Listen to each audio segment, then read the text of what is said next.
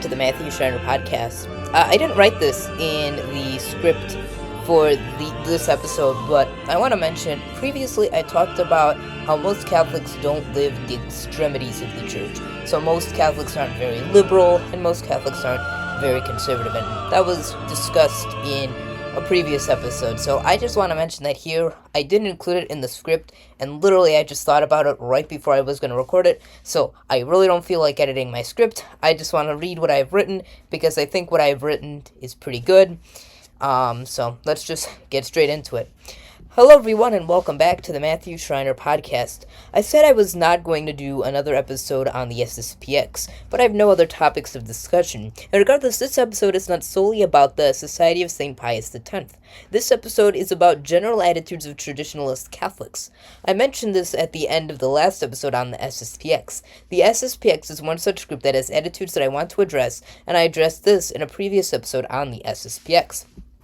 I also touched on Vacant Catholic in 2 episodes. The one episode where I gave my case against Most Holy Family Monastery, which Tudor Comical also has given a rather nice look at his own case against Vacant Catholic, which is less theological case and more of a similar lawfulness that they give. And in a previous episode I did mention them and their attitudes.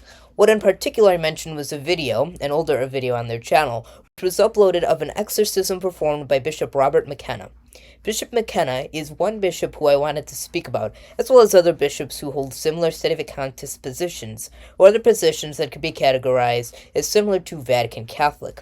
The issue I want to bring up is the disagreement amongst traditionalists as well as Sedevacantists, which is why I brought up the Bishop McKenna video uploaded by Vatican Catholic. They speak of Bishop McKenna being a heretic because he believes that non-Catholics can be saved.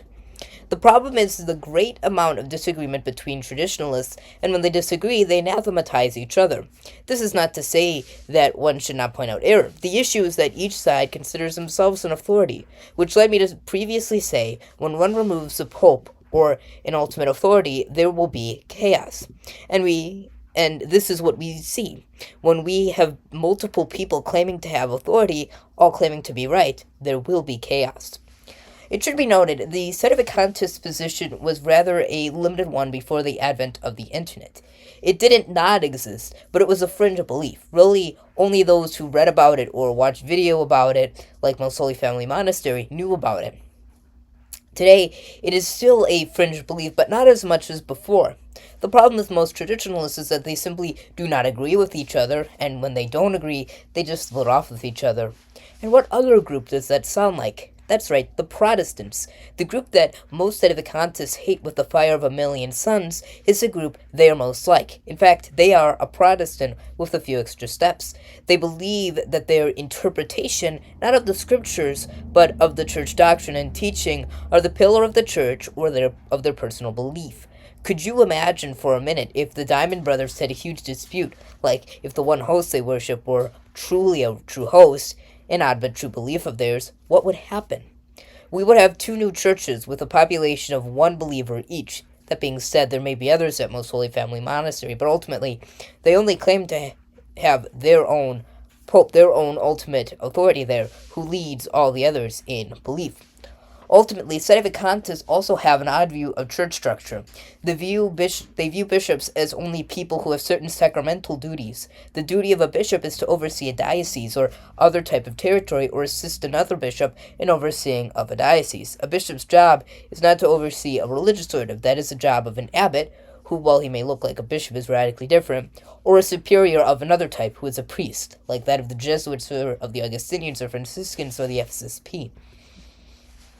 Church structure of the Catholic Church is as follows. At the top, the Pope, the Bishop of Rome, is in charge of the Church. He is ultimately just another bishop. The Pope oversees the bishops, who exist in various ranks. Some may be cardinals, but they are ultimately bishops who oversee sees. A bishop ultimately has to have a see, even if it is titular, and his job may then be something like a department in the Vatican. Bishops then oversee priests and deacons. Priests are ordinarily in charge of overseeing a parish and the people in the parish and surrounding territory. Ultimately, the Pope serves in the place of Peter, who serves in the place of Christ. Church structure in this way views each step as a head. The Pope is head of the church, the head of the bishops, who are head of the priests, who are head of a parish community. This is a very basic view of the structure of the church. Each part is important and necessary, as we read in Paul. Each part of the church is necessary for it to run. The ultimate goal of the church is heaven and salvation of souls. The problem with traditionalists of this type of Sedevacantists is that they are simply not a monolith. There is no one set Sedevacantist book of beliefs. What is true of the Diamond Brothers is not true of the SSPX or followers of other institutions.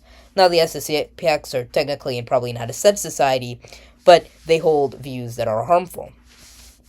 The problem is their rejection of Vatican II and their views against the popes following the council. I believe many fail to understand the council and have not read the documents, and when they do, they fail to read them in continuity with the teachings of the church and see any language that could be taken contrarily to be contrary to the teachings of the church. As well, many in the Paracouncil, as Father Blake Britton puts it in Reclaiming Vatican II, simply saw an inch and took a mile. Not every action of a pope or a bishop is infallible, just as every word of a priest said in a homily or of a Catholic teacher is not infallible.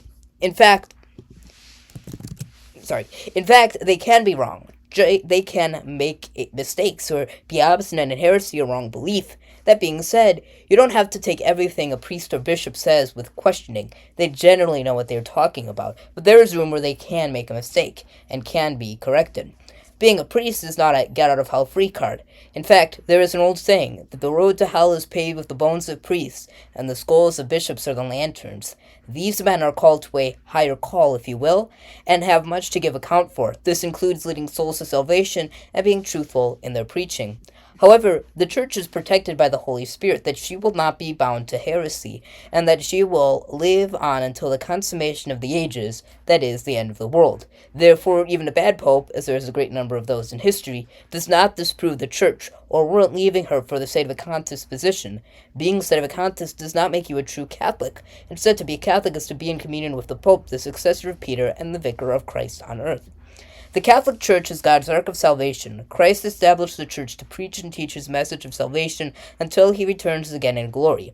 If you want to be sure of your salvation, then you should be Catholic. The Catholic Church is the only true way to salvation. But another way, extra ecclesia nullo salus. Outside the Church there is no salvation.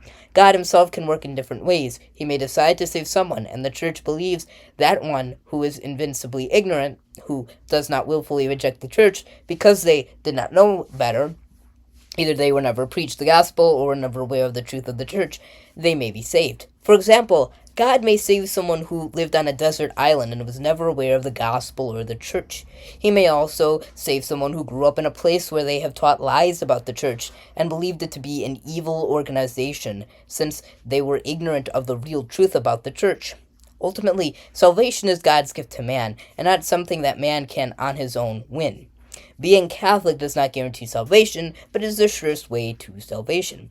Salvation requires not only one to believe the truths the Church has revealed, but also to apply these lessons to their lives. Ultimately, it calls us to have a personal relationship with God.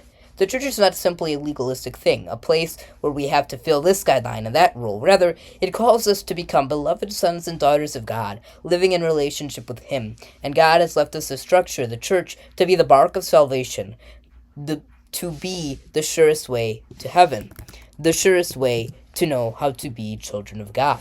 To be a child of God requires obedience to the way He has set for us, and He has set the Church as the way to salvation, leaving the sacraments as a memorial and to guide us along the way.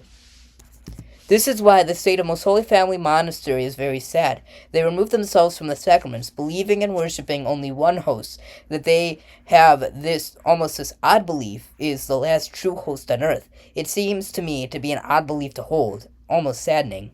Regardless, Christ left the Pope for a reason and promised that the Church will remain always until the end of the ages.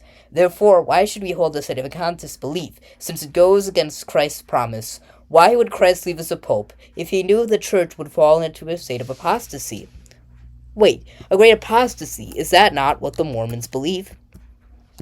Pardon me. And most Seds believe that there will be some kind of great revealing of a new pope that will drop out of the skies. Are there not places that have elected their own pope or believe a pope has been revealed? So not only are Seds Protestant, they are also slightly Mormon in their ecclesiology and belief in a great apostasy. That the biggest issue with the said belief Why would Christ have left us a pope just to have the seat of Peter or the seat of the pope be empty for decades? The pope is necessary, hence Christ left it. Without the pope there is schism and division. You can see this well in Protestantism, but also in Orthodoxy. Even the Mormons are not immune from splits. The Church can definitively say that someone, like the Anglicans or Old Catholics, are not a part of the Church. They split off from the Church and are not in communion. One can also separate themselves by rejecting the Pope. Therefore, a visible sign of unity is necessary for the Church, especially if we understand that it has come from Christ. Thank you all for watching. If you enjoyed this video, please consider liking and subscribing. Doing so helps us to spread this Catholic and Christian message to all. Please also consider supporting this channel on Patreon.